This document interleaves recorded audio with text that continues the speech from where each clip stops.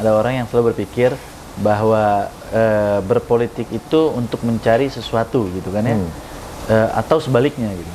Tinggal pola pikir kita. Nah, kenapa saya mau jadi seorang pengusaha dulu? Supaya insya Allah jangan sampai saya bisa jadi maling dalam politik. Saya kan, karena saya harus kenyangin perut saya dulu. Kalau perutnya udah kenyang, jadi seorang pengusaha, sudah berkecukupan, saya masuk dunia politik untuk bisa berbagi. Karena ilmunya politik itu kan kita bersosial, ya berbagi. Dari hasil usaha saya, itu kan 10% kan saya sedekahin. Hasil sedekahnya itu untuk membantu orang. Amin. Ya kan? Nah, kalau membantu orang hanya dengan kapasitas usaha saya, cuman sebagian kecil yang saya bisa bantu.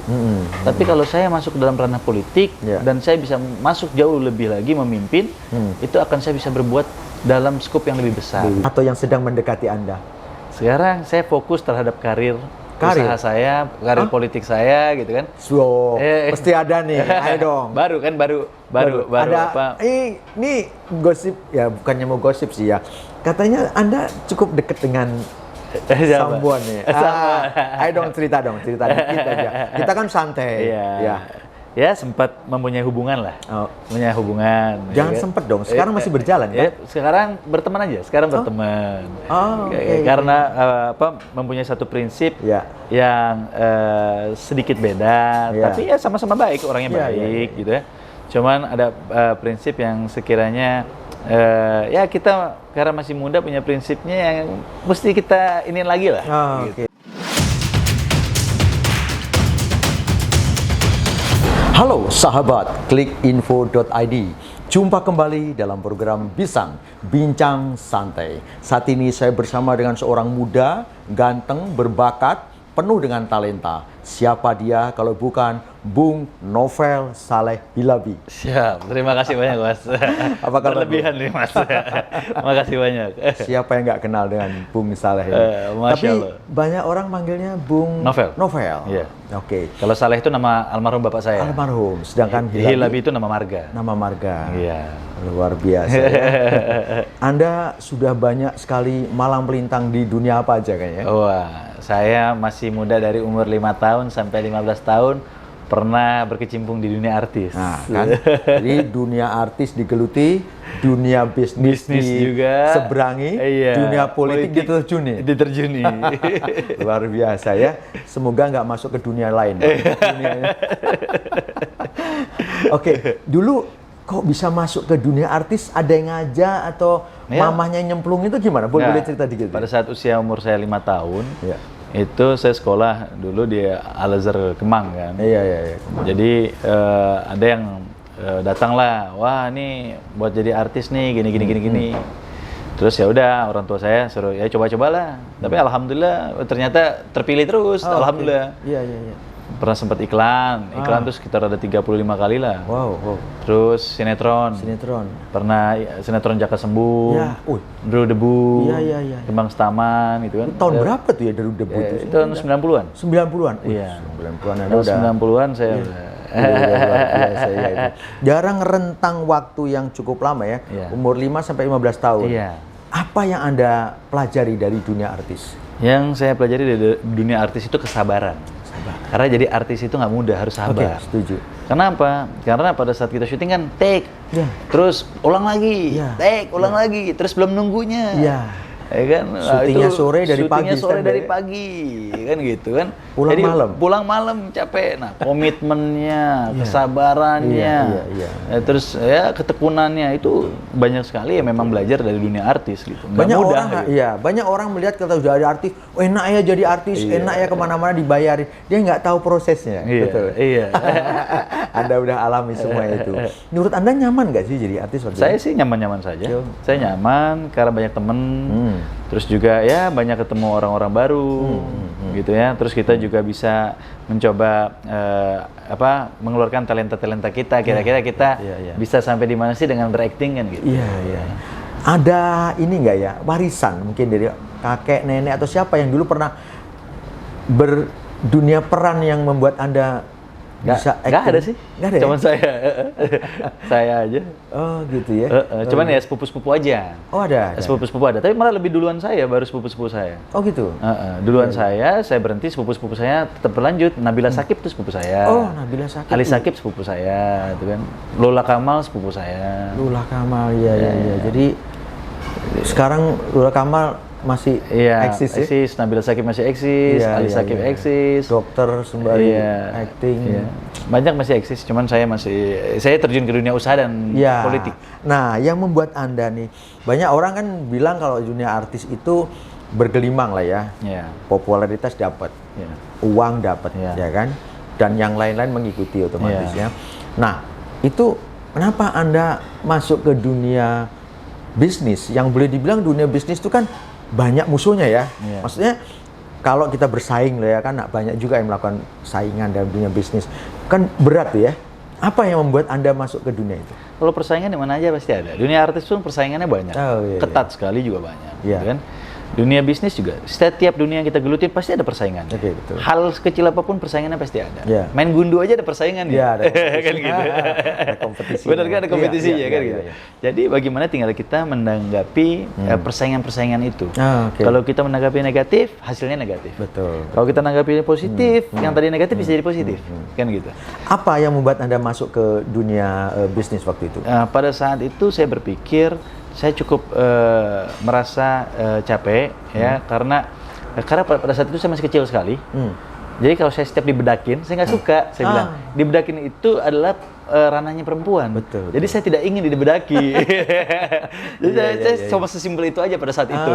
Saya nggak mau dibedakin mulu. Kalau bedakin gue mendingan nggak syuting gitu.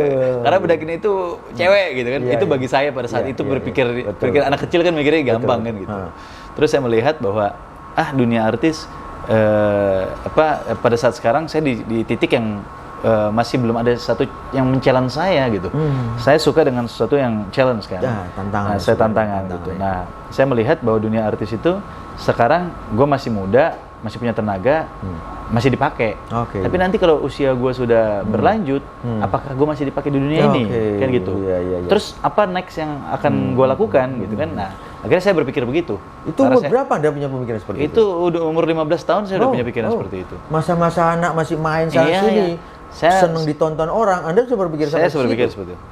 Karena saya dari umur 5 tahun ya sudah memulai itu semua gitu. Jadi saya umur 15 tahun, udah 10 tahun lah menggeluti itu, udah berpikir one next step ahead gitu. Jadi saya melihat bahwa apa nih yang harus saya lakukan satu langkah ke depannya gitu. Jadi saya melihat, terus saya melihat kakak ibu saya yang jadi seorang pengusaha tuh hebat gitu kan.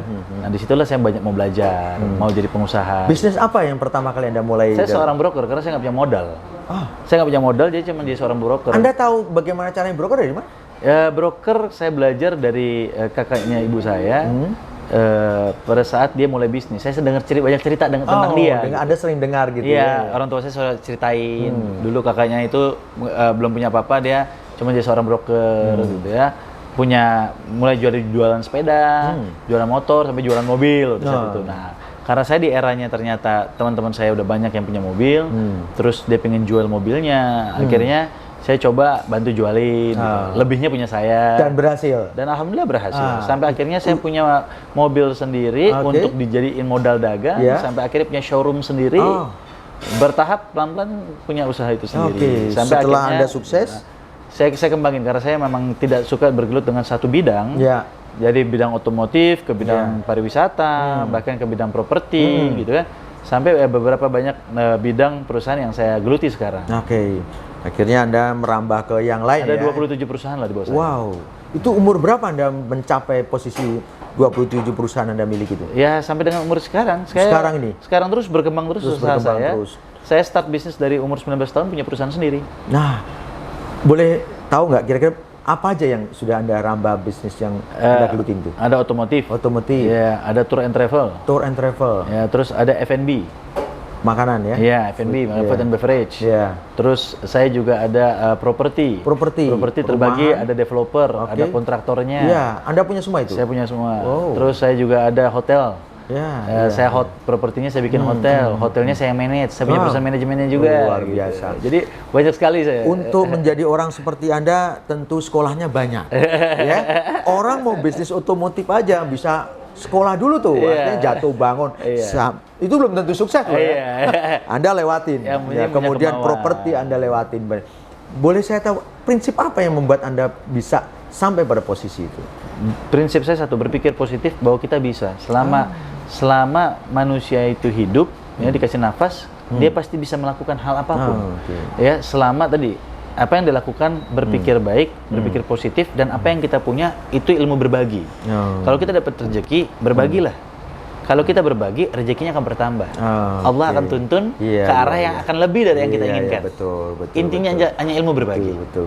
Ya kan? Pertama berbagi kepada orang tua, walaupun tidak pernah minta. Karena orang tua tidak akan pernah minta dari anaknya. Betul. Tapi kalau kita ingat, hasilnya akan bertambah. Setelah itu keluarga kita yang kita perlu bantu. Setelah itu teman kita, sahabat kita, bahkan orang-orang sekitar kita. Luar biasa prinsipnya ya. Aplaus buat sahabat kita kali ini. Jadi ia melakukan sesuatu bukan untuk diri sendiri. Intinya itu ya. Intinya itu. Iya. Kita berusaha, berwirausaha bukan mencari untung semata. Tapi untuk bisa berbuat bermanfaat pada orang lain. Gitu. Karena kalau kita merasa bisa bermanfaat terhadap orang lain, rezekinya akan datang. Iya.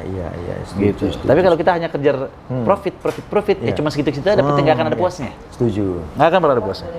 Anda muda, ganteng, terkenal. Masya Allah, Allahumma shalli Muhammad. Lalu memiliki banyak perusahaan. Hampir semua Anda udah miliki. Alhamdulillah. Iya kan? Boleh nggak saya nanya lebih dalam lagi? Apa itu? Asmara Anda. Asmara. Iya kan? Iya. Sejauh mana Anda memaknai sebuah asmara? Tapi percaya nggak? Saya sukses itu juga karena asmara. Bisa. Jadi saya pernah dianggap remeh oleh mantan pacar saya. Novel cuma pengusaha ini doang. Saya tunjukin bahwa saya bisa lebih dari apa yang dia bilang gitu. Iya. Setelah setiap saya putus, saya pasti harus lebih dari orang yang sebelumnya dia kenal.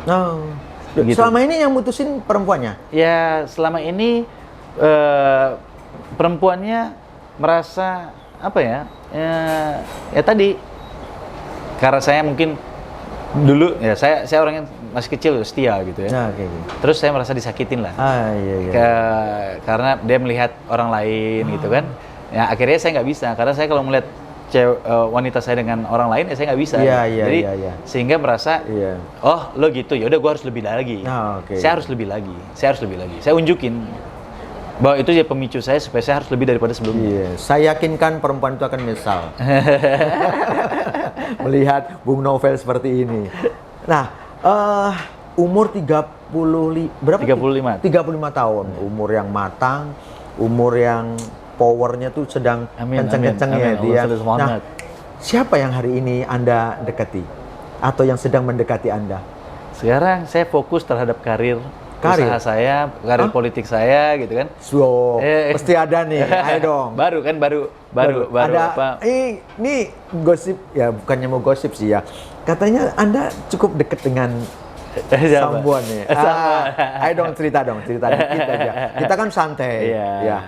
Ya sempat mempunyai hubungan lah. Punya hubungan. Jangan ya, sempat dong. Sekarang masih berjalan ya? Sekarang berteman aja. Berteman. Karena mempunyai satu prinsip yang sedikit beda, tapi ya sama-sama baik, orangnya baik gitu ya. Cuman ada prinsip yang sekiranya ya kita karena masih muda punya prinsipnya yang mesti kita ini lagi lah. Iya. Tapi masih jalan atau agak-agak komunikasi jalan, saya orangnya nggak pernah putus komunikasi dengan siapapun yang pernah dekat dengan saya. Enggak, soalnya foto-foto Anda cukup banyak di media sosial ya masih berhubungan baik lah. Komunikasi sebagai teman gitu kan ya, karena memang orangnya dia baik. Saya selalu jalin hubungan baik. Cuman karena memang dia punya kesibukan, saya punya kesibukan. Tidak ada rencana dalam waktu dekat menjalin sesuatu gitu? Ya, kalau Allah kasih pada saat waktunya, saya akan segera gitu kan. Tapi Anda sendiri belum memproklamirkan dong, tahun ini saya kan gitu nggak? Ya, insya Allah pinginnya sih tahun depan ya. Tahun depan? Saya pinginnya tahun depan. Gitu. Dengan yang ini kan? Ya, semoga yang terbaik. Saya pinginnya dapat yang terbaik. Teman-teman Klik Info ID tentu akan menebak siapa dia. Kalau saya ngomong nanti seperti berita gosip lainnya. Biar Bung Novel sendiri akan bilang. Semoga lancar ya. Amin, amin. Iya, iya.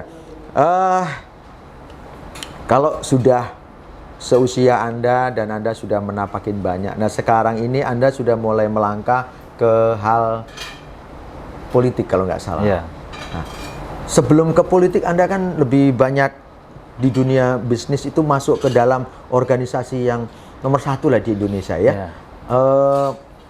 Itu Anda memang ingin masuk ke dunia itu atau Anda ditarik gitu? Memang saya pingin karena pengen, ya? Saya pada saat usia 19 tahun, pada saat punya usaha sendiri, saya melihat ada sepupu saya yang masuk dalam satu organisasi yang kumpulan para pengusaha. Ya, dan saya melihat di situ sepupu saya ini sukses gitu. Okay. Dan saya tanya ke dia bahwa, Kak, aku pengen masuk dong ke HIPMI. Okay. Aku pengen punya jaringan pengusaha. Ya, ya. Nah, pada saat itu aku masuklah ke dalam HIPMI tersebut, Himpunan Pengusaha Muda Indonesia.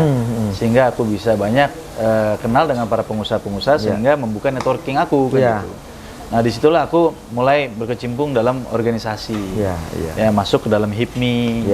Ya, terus juga masuk ke dalam organisasi-organisasi kemasyarakatan lainnya. Ya, seperti adanya Pemuda Pancasila, terus adanya juga profesional terus seperti HIPMI, Kadin, terus sekarang juga merambah ke PHRI, ke Asita, terus ke kepemudaan juga saya di Baladika Karya, di Soksi, terus juga di Partai Golkarnya sendiri gitu ya. Jadi banyak yang saya gelutin dalam organisasi. Oke, Anda selesai jadi pengusaha kemudian masuk di dunia politik. Dunia politik dengan dunia usaha itu hampir selalu bersinggungan. Ya. Apakah Anda mengambil keuntungan dari Anda masuk di partai ini dengan usaha Anda? Jadi gini, kadang-kadang ada orang yang selalu berpikir bahwa berpolitik itu untuk mencari sesuatu gitu kan ya, atau sebaliknya gitu. Tinggal pola pikir kita. Nah, kenapa saya mau jadi seorang pengusaha dulu? Supaya insya Allah jangan sampai saya bisa jadi maling dalam politik. Saya kan karena saya harus kenyangin perut saya dulu.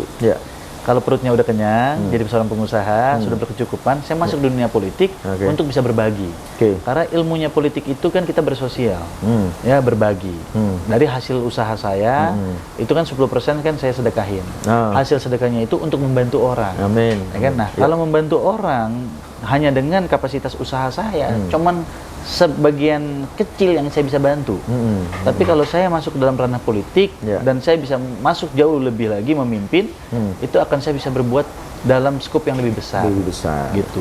Hanya itu aja. Bahkan nazar saya, jika saya suatu saat memimpin di dalam dunia politik, dalam jabatan-jabatan penting di pemerintahan, insya Allah yang namanya gaji bulanan saya akan saya kembalikan ke masyarakat, nggak akan saya ambil. Gitu, karena saya sudah cukup dengan hasil usaha saya yang Allah berikan, kan gitu. Saya sudah cukup, tapi saya ingin mendedikasikan apa yang saya punya untuk masyarakat secara ikhlas. Gitu ya, itu aja yang saya mau berbuat. Anda lihat nggak, banyak sekali mereka pengusaha yang kemudian menjadi politikus. Benar. Bahkan masuk di legislatif, eksekutif. Ujung-ujungnya mereka tidak ingin berkorupsi, tapi arus yang membawanya ke sana. Melawan arus bukan hal yang gampang. Benar. Ya, Anda tahu kan, teman-teman Anda di mana-mana lah ya. Benar. Itu setuju.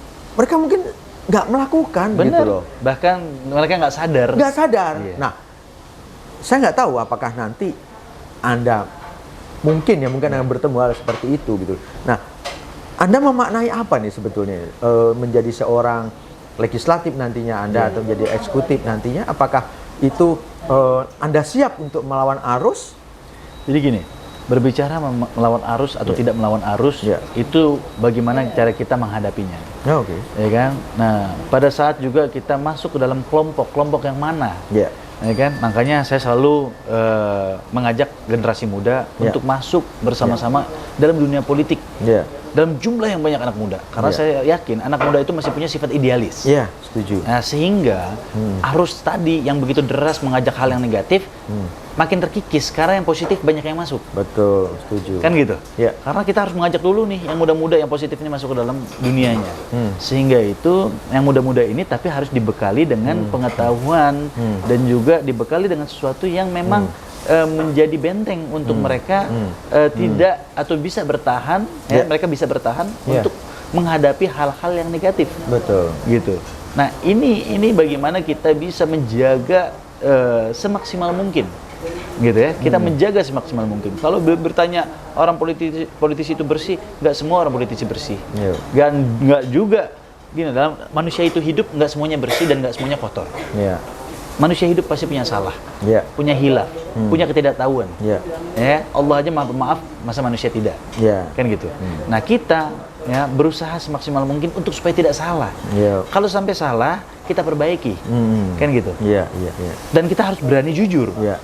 Karena kalau kita berani jujur, saya yakin masyarakat akan mengerti. Ya kan? Kalau kita tidak tahu, jangan sok pintar. Belajar dari yang lebih ngerti, belajar dari yang pintar, untuk supaya kita tidak salah. Kan itu. Oke, kalau Anda nanti apa yang Anda inginkan, Anda ingin menjadi seorang pejabat publik, tentu tantangannya akan banyak.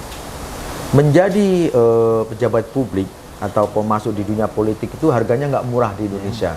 Anda tentu tahu ya, sekian Anda keluarkan. Banyak orang yang jatuh karena apa? Ketika dia mengeluarkan banyak, otomatis dia ingin kembali. Nah, bagaimana menyikapi dengan teman-teman yang, ya bukan teman-teman ya, maksudnya artinya dengan hal-hal yang seperti itu. Tadi yang saya sampaikan, bahwa di politik itu tidak boleh ambisi. Dalam berpolitik itu harus ikhlas. Ya. Kalau saya punya prinsip 70-30. 70% itu berbisnis, 30% itu berpolitik. Oke. Jadi dari hasil usaha saya, ada rezekinya. Nggak semuanya 100% saya masukin dalam dunia politik. Tapi hanya sekian persennya saja hanya masuk untuk mendukung kegiatan politik. Yang lainnya nggak usah ngoyo.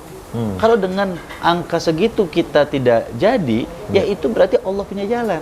Tapi kalau dengan angka segitu kita jadi, ya berarti garis tangannya dan Allah mengizinkan itu untuk berbuat lebih. Jadi jangan ngoyo. Karena saya sudah beberapa kali, ya sebelumnya saya pernah sempat maju di 2014. Gitu, saya nggak pernah ngoyo gitu. Kalau belum waktunya, Allah Maha tahu. Gitu ya. Jadi ngapain? Santai aja, kita tetap fokus berbisnis. Karena saya tidak punya mengincar satu jabatan, tapi saya hanya ingin bisa berbuat lebih, itu aja. Apa yang saya potong, maaf, apa yang Anda perjuangkan ketika Anda nanti menjadi pejabat publik? Banyak sekali. Jadi gini, saya banyak sekali mau memperjuangkan hak-hak para, pertama, pelaku usaha pemula. Ya, masih banyak teman-teman UMKM yang mereka tidak merasakan hasil bantuan program dari pemerintah. Contoh dana kur aja. Dana kur bilang merata semua tanpa jaminan, tapi masih banyak yang pakai jaminan.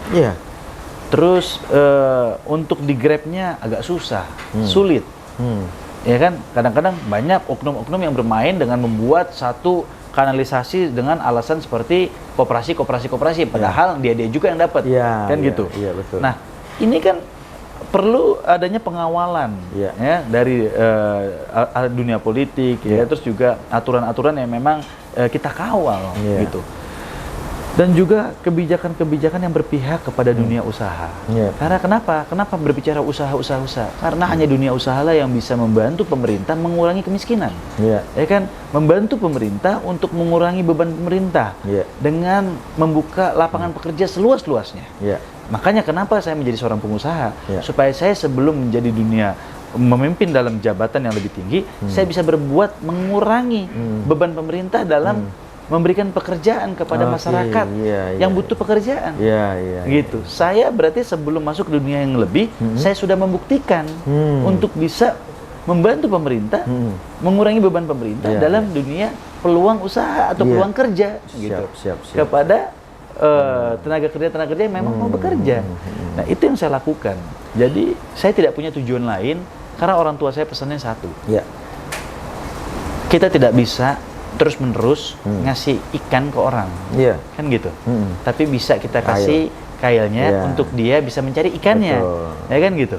Jadi kalau kita kasih kail kan sekali dia tinggal mancing. Tapi kalau kasih ikannya, kita nggak akan ada habisnya gitu. Tapi memang beberapa pengusaha banyak yang berpikir seperti Anda, tapi ketika mereka sudah pada posisi itu, entah itu wali kota, entah gubernur, untuk menjangkau dari gubernur atau wali kota untuk sampai ke UMKM ini kan ada apa namanya tuh, jaringan-jaringan yang perlu ditembusin. Nah ini nih Bung, yang Anda harus berjuang banget. Kadang-kadang Anda punya program A, tapi sampai ke bawah nggak nyampe. Butuhnya tadi pengawalan. Nah itu. Butuhnya pengawalan. Pengawalan tuh bukan hal yang mudah kalau Anda sendiri. Kita sampling turun ke bawah, tapi harus kita dampingin dengan IT.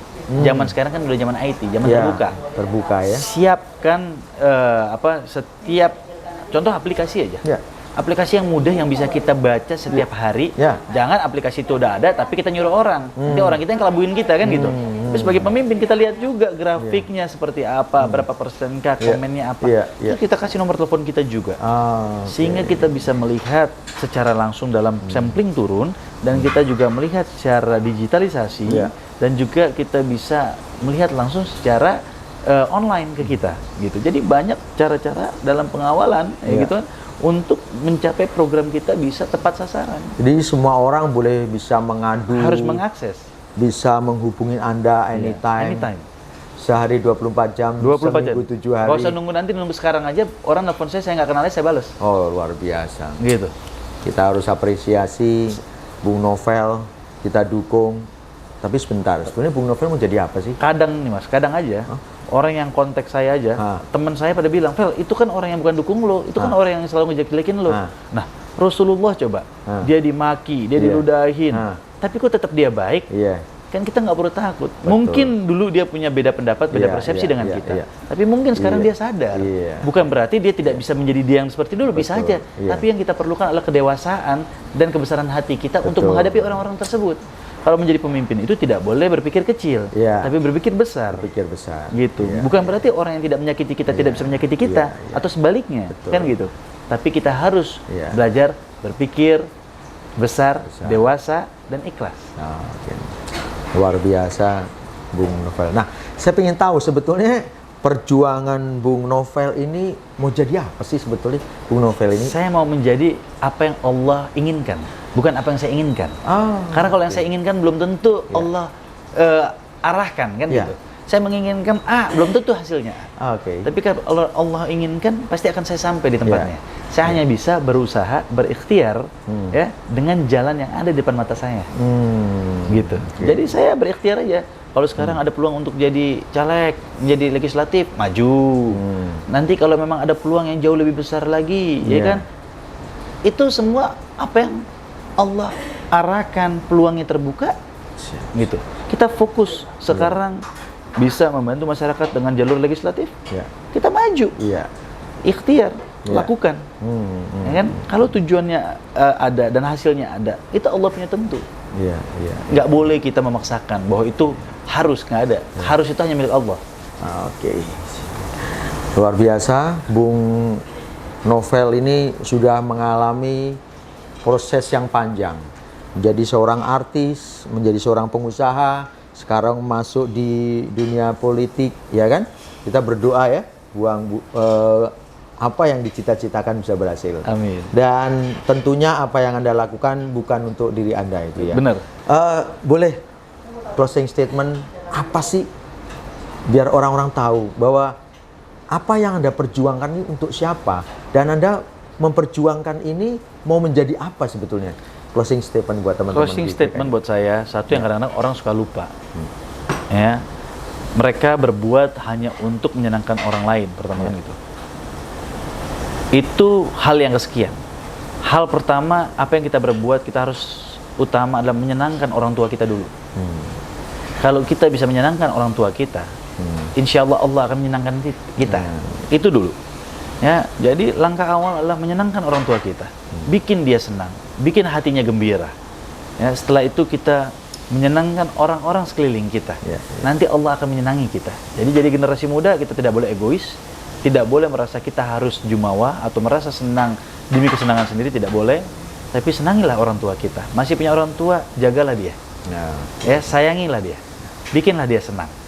Nanti apa yang dicita-citakan oleh kita akan tercapai dengan sendirinya. Ya, karena itu janji Allah dan itu adalah bukti kepada diri saya. Ya kan? Karena apa yang saya lakukan, langkah saya hanya untuk menyenangkan orang tua saya. Dengan saya menyenangkan orang tua saya, insya Allah saya bisa bermanfaat untuk orang sekeliling saya dan bahkan hal yang lebih besar dari itu.